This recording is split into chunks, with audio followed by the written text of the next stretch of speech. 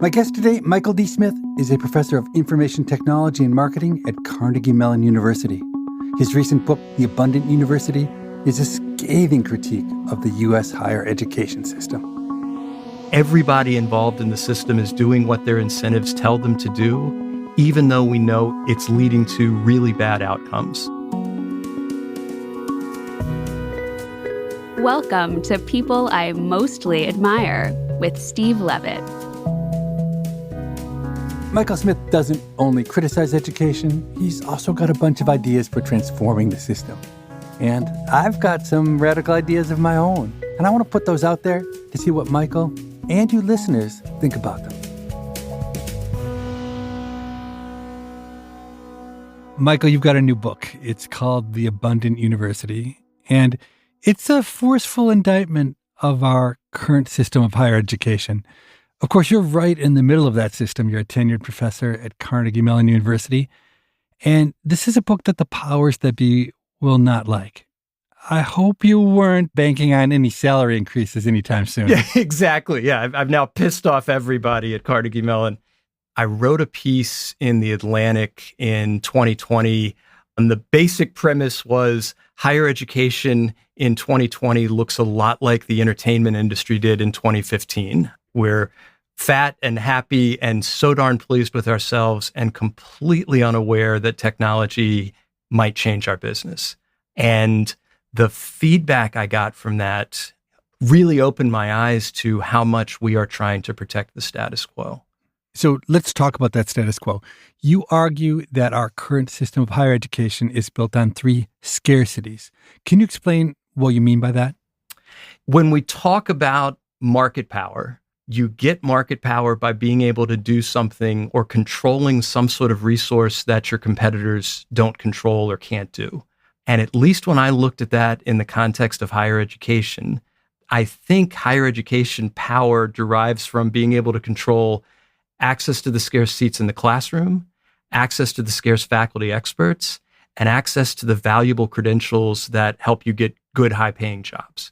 Let's cover those one by one. You're saying that there's a scarcity of access to seats in the classroom. What do you mean by that?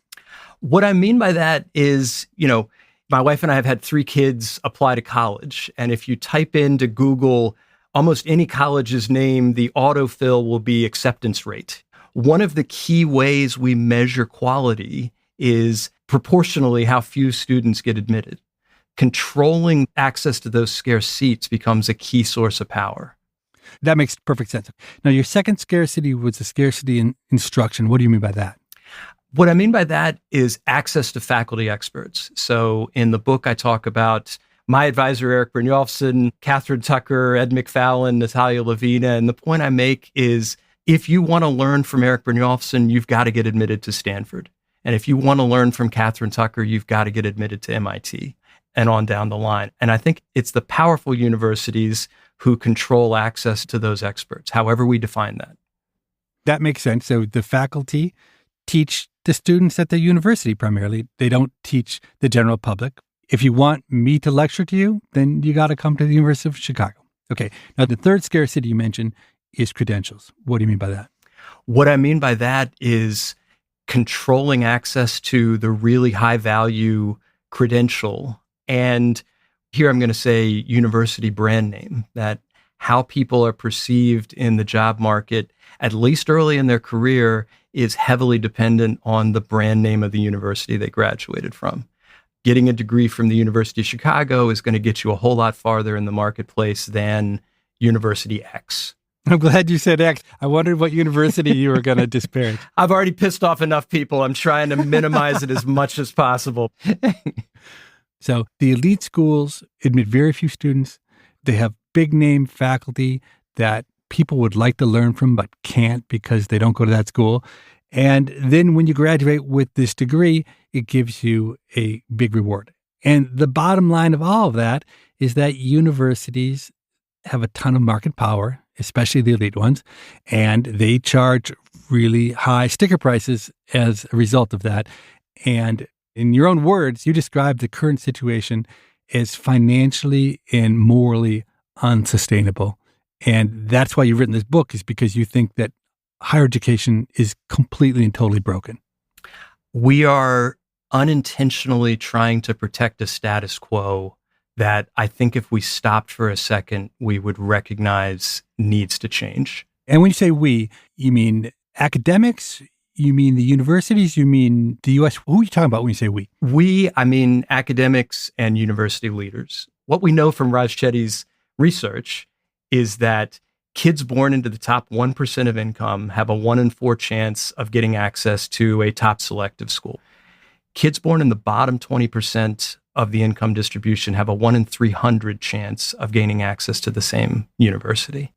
So let me say, I know a lot about this issue, but I was unaware of that Raj Chetty paper and that fact, which is incredible, that people who grow up in the top 1% family income-wise are 77 times more likely than people in the bottom 20% to go to an elite school. I mean, I knew there was some bias, but I would have never guessed it was so big. But I want to stop you there because having just heard that fact, why do you think that is? We use selection criteria that we know are heavily influenced by wealth. So SAT scores, were it an unbiased measure of your intelligence, I'd have no problem with. But my wife and I had someone sitting in our living room explaining that universities use SAT and other standardized test scores because they're the only objective measure that the university has of someone's preparation for college.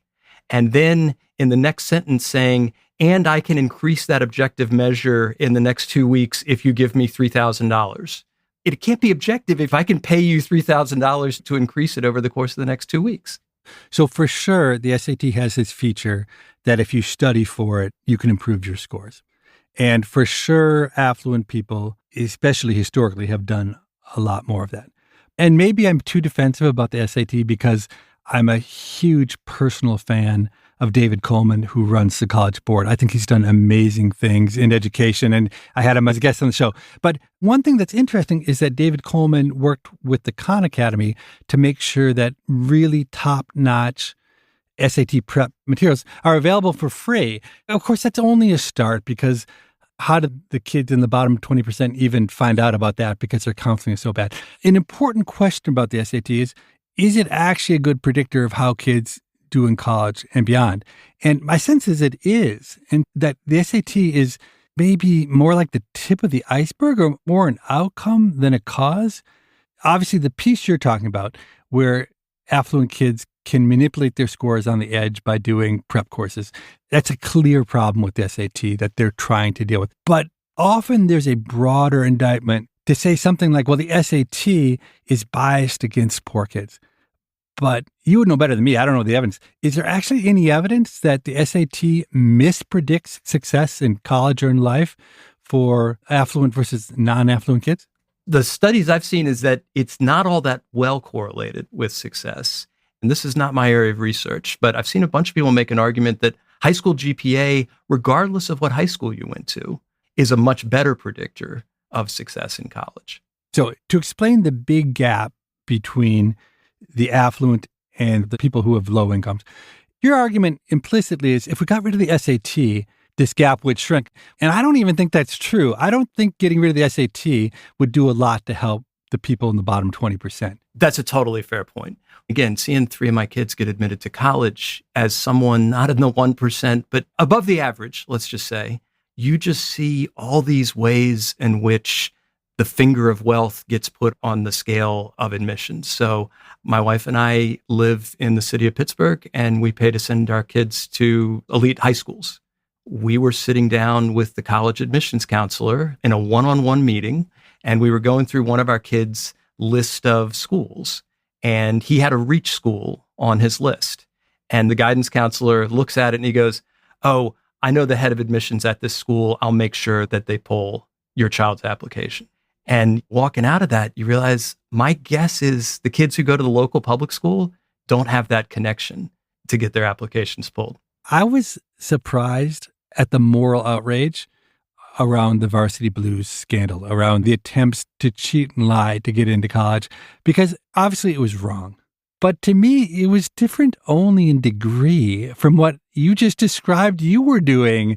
And you're not embarrassed about it. You wish the world were different, but in the world we live in, it makes a ton of sense for parents and kids to angle to get into good schools. You're exactly right. These were the logical extension of practices we all already accept. And I think that was the part that really infuriated a lot of people outside of higher education, is just seeing that up close and personal.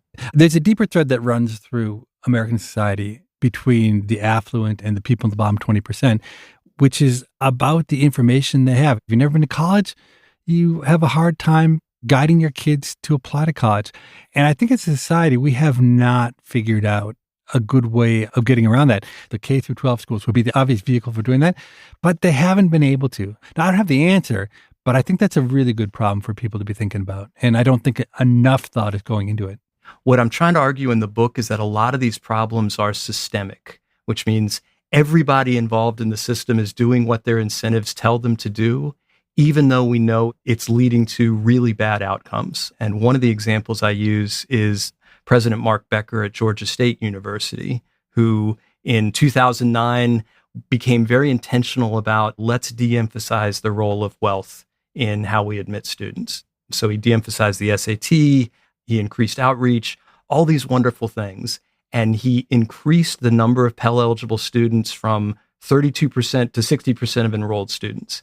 So Pell-eligible means that you're eligible for a Pell Grant from the government given to students who come from poor backgrounds to help them afford college. So he ended up with 3 times more Pell-eligible students than the entire Ivy League combined. So he did all the things you would hope we'd do. And the only problem was by doing that, he fell 30 places in the U.S. News and World Report rankings.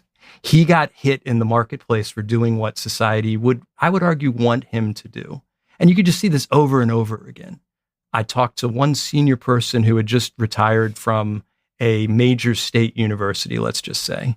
And what she told me was her state school has a cap on the number of out-of-state students it could admit. And out-of-state students generate 3 times the revenue of in-state students. And so her president and provost came to her and said, let's make sure we maximize the revenue on the out-of-state students, and let's do that by just targeting out-of-state students who live in high-income zip codes. Does it make sense from the perspective of the business model? Absolutely. Does it make sense from what we should be wanting to create in higher education? I don't think so. We'll be right back with more of my conversation with Michael D. Smith after this short break.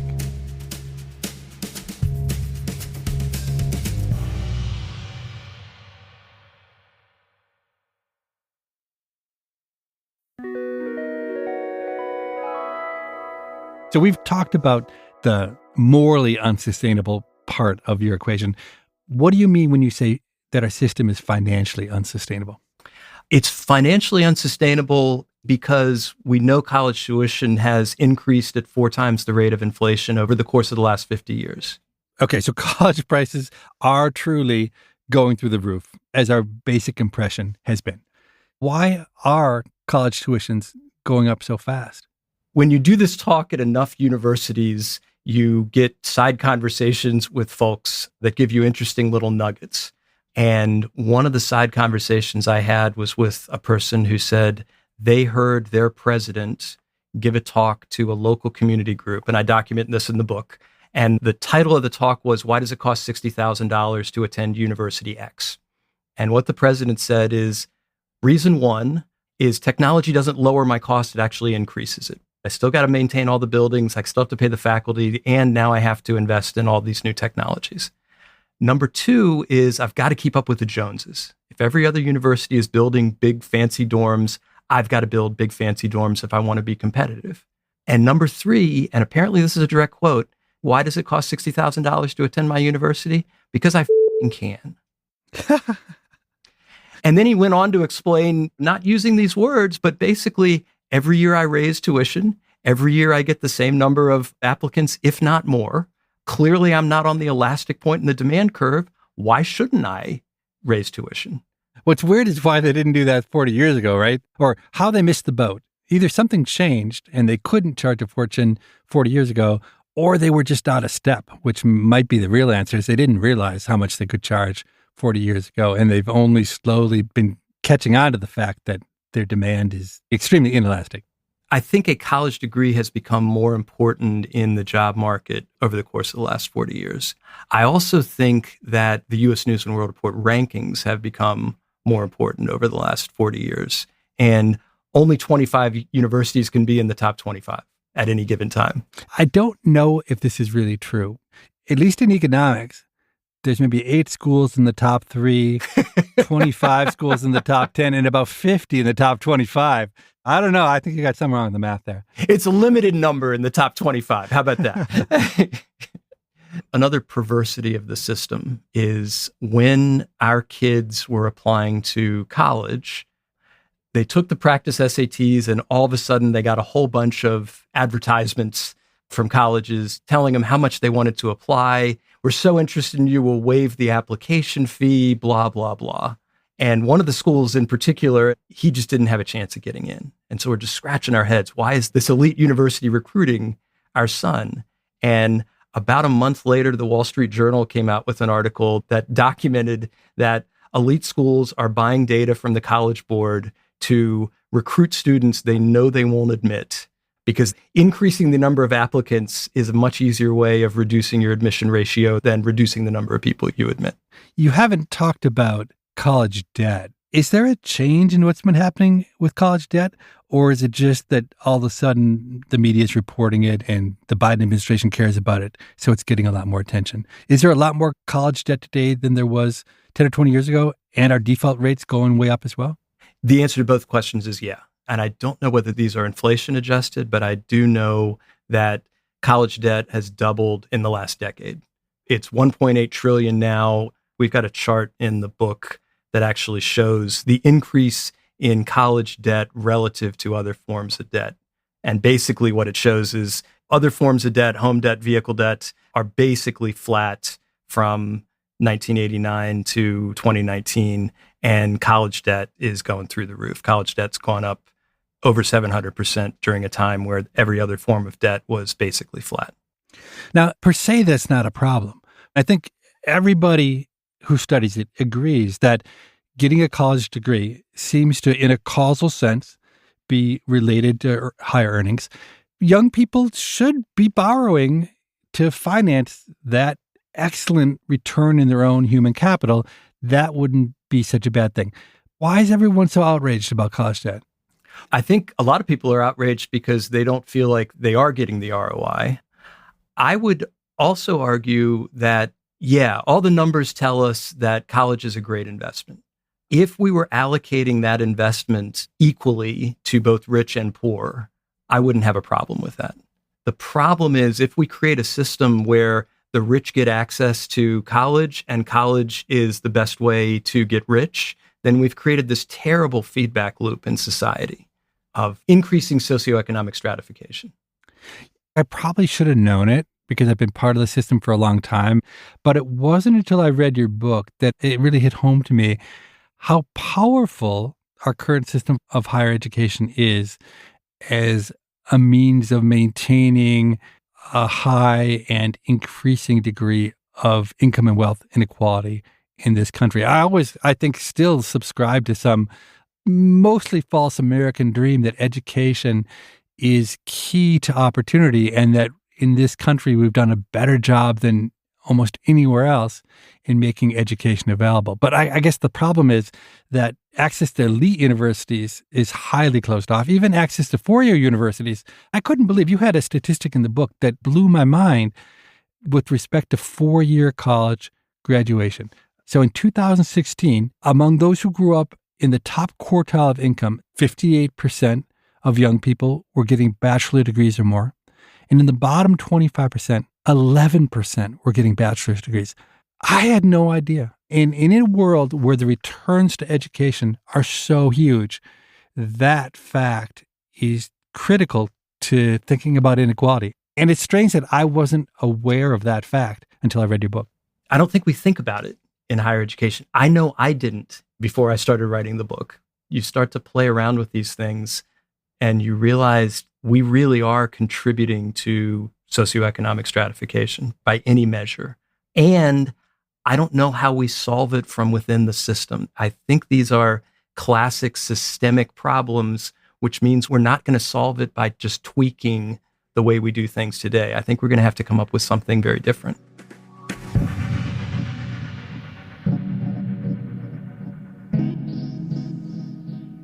All right, so we've spent a lot of time criticizing higher education. And before we get into what you see as some of the solutions, I want to take a little bit of a U-turn because you've spent much of your academic career studying a different industry, the entertainment industry.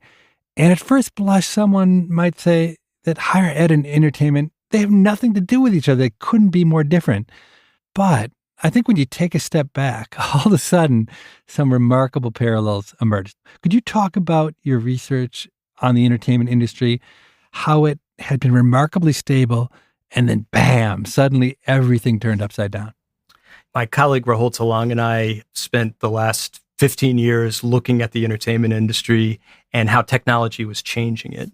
And we were really blown away by how much the entertainment industry, when they saw new technologies, used them as a way to replicate their existing business model. I've always sold CDs. Let's use iTunes as a way to sell CDs online. They weren't thinking about how do we create Spotify? How do we create a bundled streaming service where all the music is available? It's how do I replicate my existing business model? The questions they weren't asking were, how can we use the new technology to do what it does really well, which is create these wonderful bundles of access to information and also to gather information about the customer, which might allow you to get the content in front of exactly the right member of the audience. I think this is what Netflix did so brilliantly. They created shows that wouldn't have worked on traditional broadcast television, where you're trying to hit the middle 80% of the market. They created shows that wouldn't work in that medium, but worked perfectly well on Netflix, where I can use data to target, this is the show that I know you're going to be interested in. I hadn't really thought about that. They produce so much content, but they have two advantages over broadcast TV. Well, three. One is that people can watch it whenever they want. They don't have to watch it all at the same time as it's transmitted over the airwaves. Number two, there's no limit on slots, right? The networks battle with this limit. We only have 6 slots per night, and we have to fill those up with the best shows.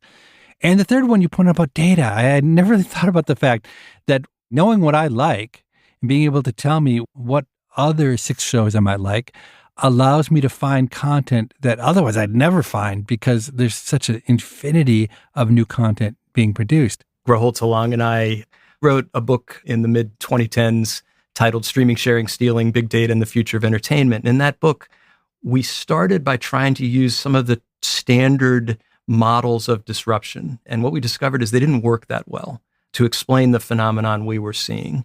And so we developed something that I'm going to call structural disruption, which basically says, what are the factors that have always defined success in this industry? And in entertainment, it was the big 6 studios were powerful because they controlled access to the scarce financial and technical resources you needed to make content.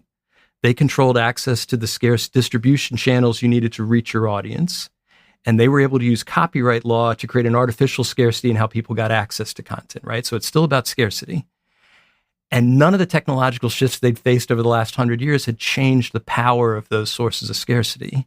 And yet in the mid-2010s, they were facing a set of simultaneous technological shifts that were making it easier to make content, easier to distribute content, and because of piracy, much easier to get access to content. What we argued in the book is the new scarce resource is customer data. And guess what? Amazon, Netflix, and Google own your customer, and they own the customer data. That's the threat you face. You're listening to People I Mostly Admire with Steve Levitt and his conversation with Michael D. Smith. After this short break, they'll return to talk about some possible alternatives to the 4-year college degree paradigm.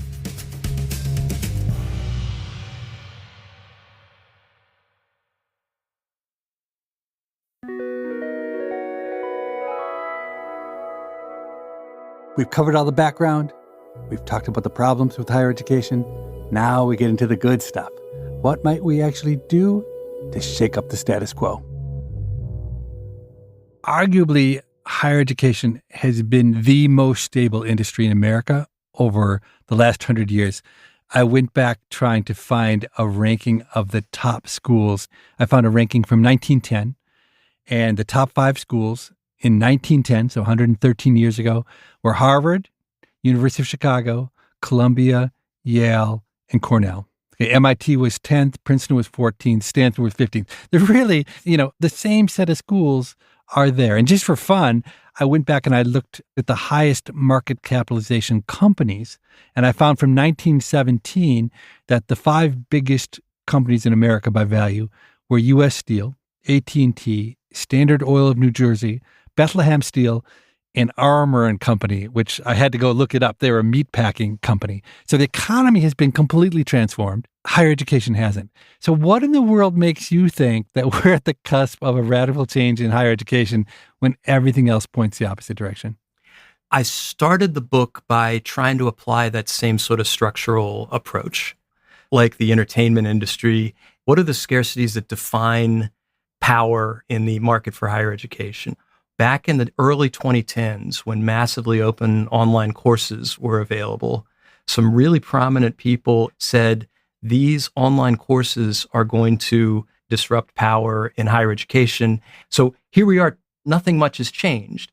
Why is that? And the argument I'm trying to make in the book is that online courses created abundance and access to the seats and access to the faculty experts. What it didn't change was the value of the credential.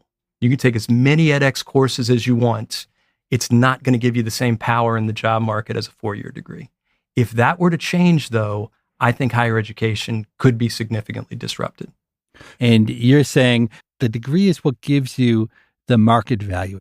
The degree is what is important if you want to get a great job, a well-paying job. And that piece up until now has been missing. And consequently, you don't see a lot of people taking the equivalent of Stanford's coursework online, even though they could if they wanted to. But what I don't see is the easy avenue to that last piece changing. Do you see that? This will only change when employers change their practices. So this is all predicated on the idea of as long as employers still rely on 4-year degrees, we in higher education are going to be just fine. Could that change? I think not only could it, but I think it is. If I have an objective signal that you're a good coder, then I don't need to rely as much on the Carnegie Mellon degree. If I have an objective signal that you're a good writer, I don't care whether you graduated from Columbia's J School. I want to know if you can write. Show me whether you're a good writer or not. So usually I'm way behind the times, but I want to say that on this one dimension, I'm right on the cutting edge. Now, it's not because of me. I run a little center at the University of Chicago. It's called the Risk Center. And I was too busy last year to be involved at all really in the hiring.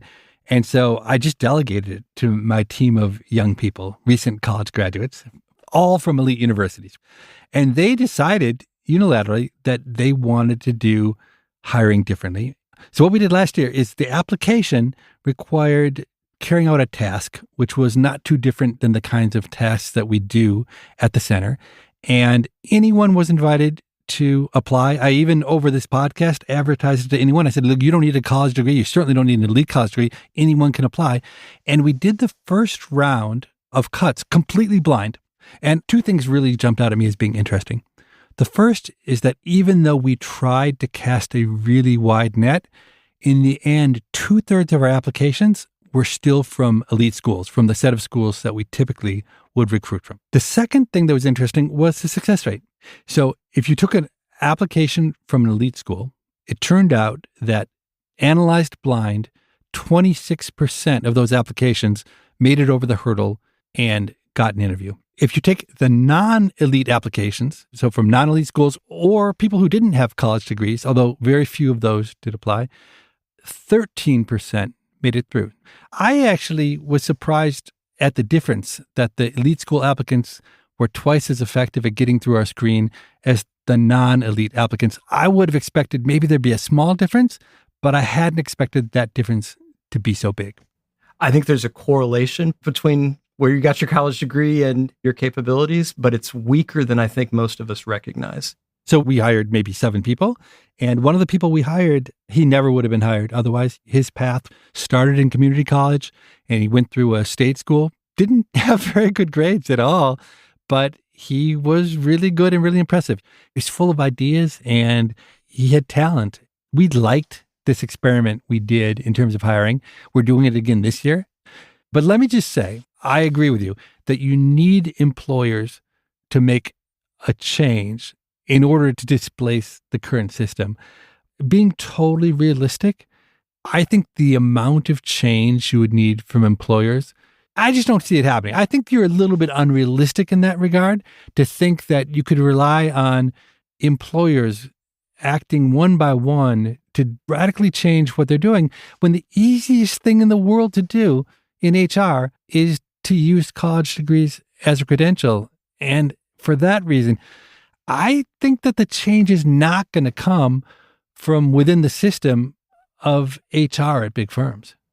What I would say is the other thing I think we're seeing is employers vertically integrating upstream into training their own employees. One of the really interesting facts we talk about in the book is there was a 2014 Gallup survey, and what they found is that 96% of chief academic officers say their university is very or somewhat effective at preparing students for the workforce.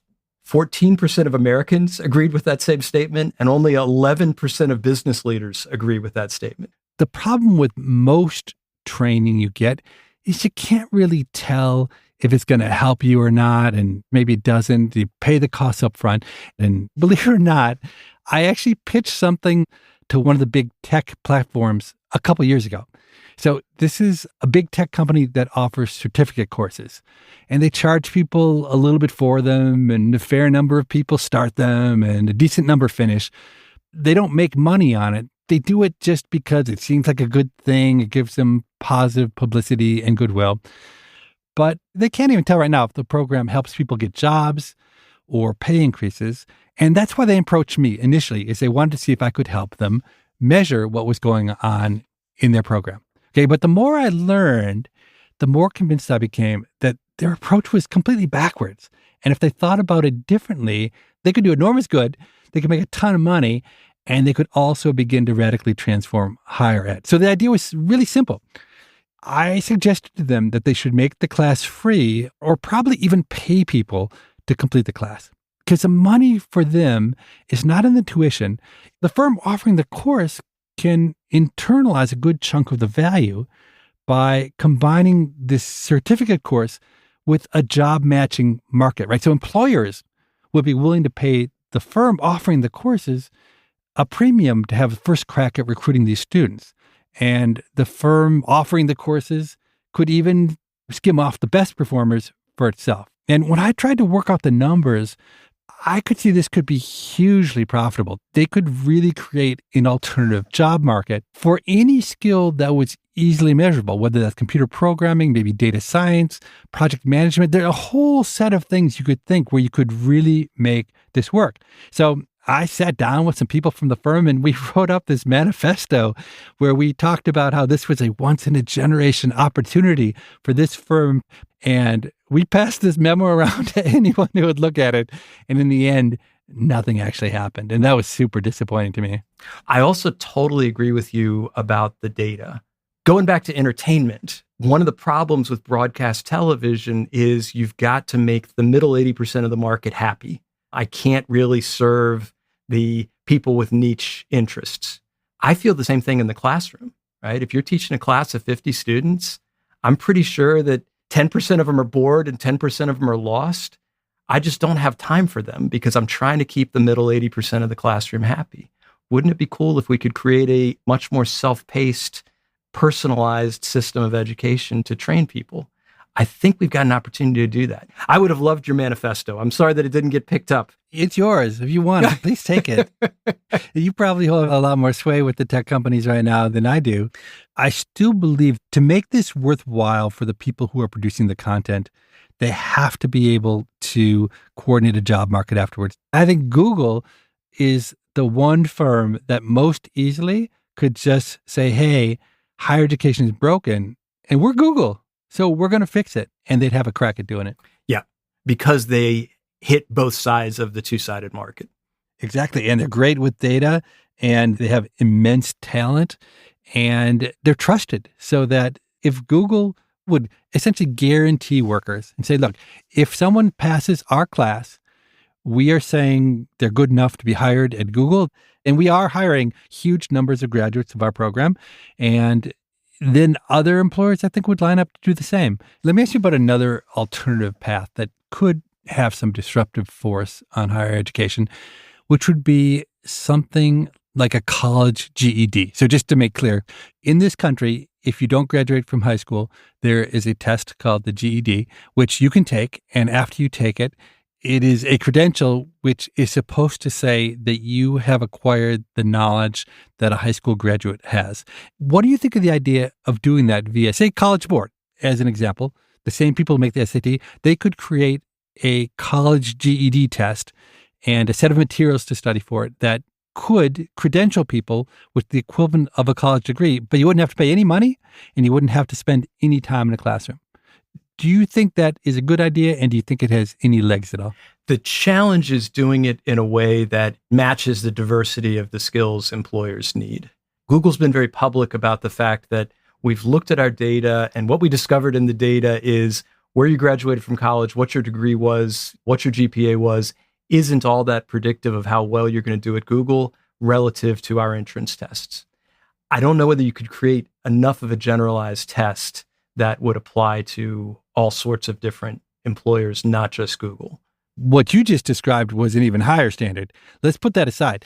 I could at least imagine designing a test that would involve some writing, a little bit of math, maybe a little bit of some foreign language, all the kinds of things that we make students do at colleges. Maybe it's hard because one feature of college is we let students major in a wild variety of things. And what a fine arts major knows and what an economics major knows are very, very different. But I could at least imagine that you could have a version of this that has a core set of things you'd hope any kid would know after they graduate from college, and then something that corresponds to a major. There might be a fine arts version, there might be an economics version, an engineering version. So I don't know if it could work, but it feels to me like an idea that if somebody like College Board got behind it, might just make a difference. What again is shocking to me is how much we in higher education are trying to protect the status quo versus trying to use all of our creative skills to figure out how to improve this system.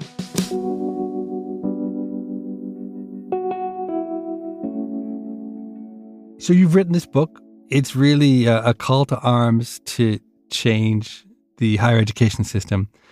One of the things that I've noticed is that our incentives in higher ed are very much to point out problems, but then none of the returns come from actually rolling up our sleeves and changing the world. Every incentive you have is to go back to Carnegie Mellon and do exactly what you were doing before.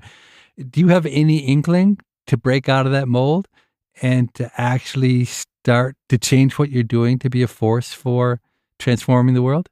It's a great question. I wrote the book and invested a whole lot of hours into writing a book that honestly was not designed to be a bestseller. I was told right up front, if you want this to be a bestseller, you should call it The Death of the University. This was really a book written to my colleagues to say, hey, I don't think we can keep doing what we're doing. I hope to be a force for change in higher education in terms of let's rethink from scratch how we do this. And this comes back to the entertainment industry. They've been really good at responding to disruption. And the question is, why? Why did the entertainment industry figure this out when so many other industries didn't? And I honestly think the answer is they rediscovered their mission. The entertainment industry initially opposed technological change because they saw it rightly as a threat to their business model. But at some point they realized my mission is different than my model. My mission isn't selling shiny plastic discs for $20 a pop. My mission is creating great entertainment and getting that entertainment in front of an audience. And that mission was so compelling to them that they're willing to blow up everything else about their business to go after it. What's the parallel? What's our mission in higher education? If our mission is to help rich kids get a leg up in the job market, we're doing great. But that's not our mission. If our mission is helping kids from all sorts of backgrounds discover their talents, develop those talents so they can use those talents to the benefit of society, I think we could do a whole lot better if we were to embrace some of these technological changes. That's what I'm excited about. Conversations like this get me really excited because I agree wholeheartedly with Michael Smith. We need and deserve a radically transformed education system that works better for far more people. And there's nothing like talking to someone who agrees with you on every point to make you feel like change is possible. But let's be realistic. The university system is remarkably resistant to change. I've been trying for years, and all my efforts so far in this area have been complete failures. Is there any reason to think that things will be different in the near future? Michael Smith thinks so. I'm not so sure. What do you think? Are any of these ideas we talked about any good? Maybe you have better ideas. Is there any chance, even with a great idea, of breaking the stranglehold that elite universities have? Send us an email. The address is pima@freakonomics.com. That's PIMA@freakonomics.com. I'm really curious to hear your take on the situation. So now is the point in the show where we take a listener question. And as always, I'm joined by my producer, Morgan. Hi, Steve. A listener named Nathan wrote to the show about student labor unions. He's a PhD candidate at MIT, and graduate students at MIT voted to unionize last year. This is happening at other universities as well, the University of Chicago included. Nathan generally supports unions, but he's found himself increasingly skeptical about the role of traditional labor unions in academic settings. At a university, the laborers are students conducting research and teaching activities, and the management are professors and university administrators. He believes it's a fundamentally different dynamic than most labor unions encounter, and he's curious about what you think about the graduate student unionization movement. So what I think makes the union question so hard, in part, is that there are very different kinds of graduate students. I think there's a real divergence between the graduate students who have good career prospects and the graduate students who don't. And the ones who don't have been, by and large, the ones who've been leading the charge for unionization, because I also think they're much more exploited by the university because they don't have a lot of leverage and because they often tend to stay longer because there's no reason to rush out into a job market that's not going to be very rewarding anyway. The grad students who don't have good prospects will be the ones who end up running the grad student unions. And the fear is that they'll put in place a bunch of rules that are beneficial to them, but are costly to the graduate students who have really good career prospects right now. So let me give you an example. Say I'm a graduate student and I'm working with an advisor who's very exploitative of my time and energy. Isn't that the point of the union, to protect graduate students who are being exploited by their advisors? It seems sensible to argue that that's what the union might be good at, but I don't actually think that's true. So certainly when I was a graduate student, I didn't understand just how important my advisor's endorsement was on the job market. If you're not a superstar, you can't get a decent job unless your advisor stands up for you. So if you have an exploitative advisor, the union can probably help you in making your years in graduate school somewhat less horrible by limiting what that advisor can and can't do.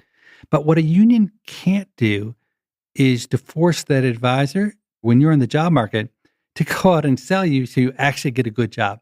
I actually think the union is dangerous in this regard because the right thing to do is to get the hell away from that advisor and go find one who's not exploitative. I think the logic the union will help you in this case is actually backwards. But what about for protections that an employer gives its employees? Things like parental leave. Wouldn't a union protect students in that regard? You're absolutely right that those are the dimensions in which you think a union could really help. That's a much more powerful case for the unions than the first scenario we talked about where the student had the bad advisor. But let me say this. In a situation where the union is actually successful and actually manages to shift the power greatly in favor of the students. That raises the cost of the university to having PhD students. And the university's response almost certainly will be to reduce the number of graduate students, especially the number of graduate students who are seen as primarily a cost to the university and not much of a benefit. Nathan, thanks for writing in about this complicated topic. If you have a question or a note for us, our email is pima@freakonomics.com. That's PIMA@freakonomics.com. We read every email that's sent, and we look forward to reading yours. In 2 weeks, we're back with a brand new episode featuring Werner Herzog. People of my generation know him as an incredibly innovative film director. Among the younger generation, he's earned a following for playing the role of the client in the Mandalorian series. He has a well-deserved reputation for being completely unpredictable, so who knows what will unfold. I don't like to speak about feature films or documentaries. I'm a writer. I'm a poet. As always, thanks for listening, and we'll see you back soon. People I Mostly Admire is part of the Freakonomics Radio Network, which also includes Freakonomics Radio, No Stupid Questions, and The Economics of Everyday Things. All our shows are produced by Stitcher and Renbud Radio. This episode was produced by Julie Canfer with help from Lyric Bowditch and mixed by Jasmine Klinger. We had research assistance from Daniel Moritz Rabson. Our theme music was composed by Luis Guerra. We can be reached at pima@freakonomics.com. That's PIMA@freakonomics.com. Thanks for listening. Oh, wait, I'm sorry. Can I throw in one more thing while we're on this topic? I love how you run your podcast. This is fun.